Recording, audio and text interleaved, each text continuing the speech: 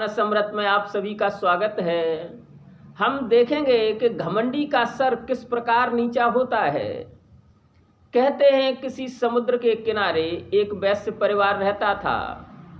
वो परिवार बड़ा धन धान्य से भरपूर था, संपन्न था। उसमें बच्चों की जूठन खा खा करके एक कौवा भी बड़ा हो रहा था। कुछ समय बाद एक हंसों का झुंड वहां खड़े वृक्षों पर आकर बैठ गया। जब बच्चों ने उस हंसों के झुंड को देखा तो कौवे से कहा, कागराज, लगता है इन हंसों को अपने रंग और रूप पर बड़ा घमंड है। मैं नहीं सोचता कि आपसे ज्यादा ये श्रेष्ठ होंगे। कौवा भी उन बच्चों की बातों में आ गया और अपने को हंसों से श्रेष्ठ समझने लगा। उसने सोचा कि हमारे क्षेत्र में ये हंस क्यों आ गए। वो उड़ा और हंसों के पास जाकर बोला, हंसो, लगता है तुम्हें अपने ऊपर घमंड है। अगर आपको घमंड है तो आप में से कोई एक मेरे साथ उड़ान भर सकता है और मैं आपको उड़ान में हरा सकता हूं।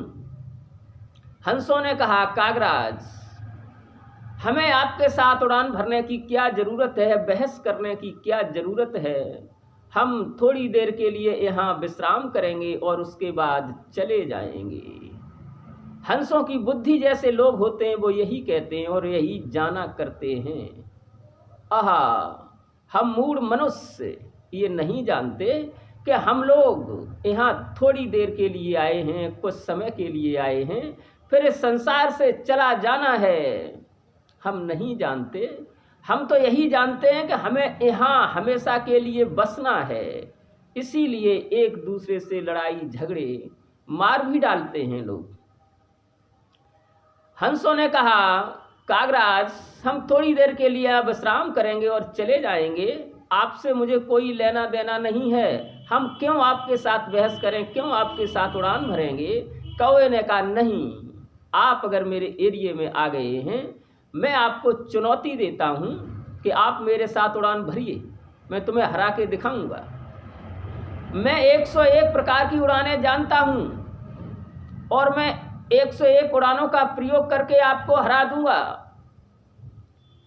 जब कौवे ने अत्यधिक कहा तो उनमें से एक हंस ने कहा, कागराज, अगर आपकी ऐसी इच्छा है, मेरे साथ बहस करने की इच्छा है, तो आप उड़िए, मैं आपसे बहस करने को तैयार हूं। ऐसा कहे दोनों उड़े वहां से। शुरुआत में कौवा अपनी विभिन्न तरह की उड़ानों को कभी ऊंचा उड़ता, कभी नीचा उड़ता, कभी तेज उड़ता, कभी स्लो गति से उड़ता।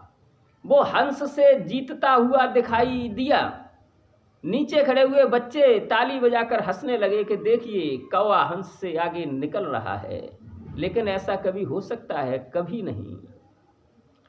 हंस और कौवा उस समुद्र के ऊपर उड़ने लगे। समुद्र का विस्तार अनंत था।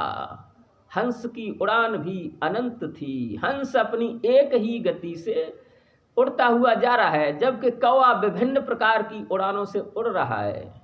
कुछ दूर जाकर के कौवा थकने लगा। समुद्र का तो कोई अंत ही नहीं था।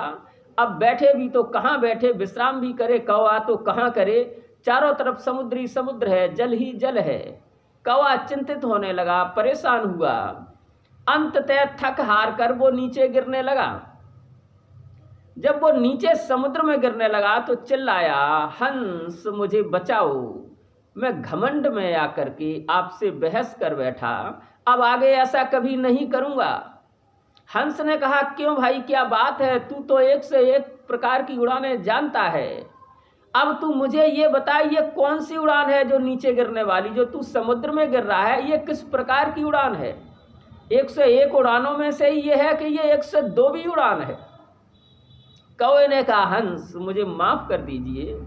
इतना कहते कहते वो समुद्र के पानी पर गिरा। हंस ने सोचा, हंस जैसी बुद्धि वाले लोग होते हैं, वो घमंडियों का भी उद्धार कर देते हैं, उन्हें भी बचा लेते हैं, क्योंकि उन्हें अपना काम करना है। जैसे ही वो पानी पर गिरा, हंस भी नीचे उतर कर आया और हंस ने फिर कहा कि कागराज, ये कौन सी उड़ान है जो तुम पानी में डूब रहे हो? इस उड़ान का तो बखान किया ही नहीं था आपने मुझसे। कौवे ने कहा, माफ करिए, मुझे बचा लीजिए। हंस ने कौवे को अपनी पीठ पर बिठाया और पुनः वापस आया उड़ करके। जहां उसके सभी साथी हंस थे वहां कौवे को बिठा दिया। अब कौवा बड़ा शर्मिंदा था अपने ऊपर और उसने कहा, हंसराज, मैं कभी ऐसी गलती नहीं करूंगा, आप जैसे श्रेष्ठ लोगों से बहस करने की कोशिश कभी नहीं करूंगा। ऐसा कह वो कौवा पुनः अपने स्थान पर चला गया। जो लोग अपने को अधिक श्रेष्ठ मान बैठते हैं वो इसी तरह से धोखा खाते हैं। जैसे कौवे का सर नीचा हुआ वैसे ही घमंडी का सर नीचा हो जाता है।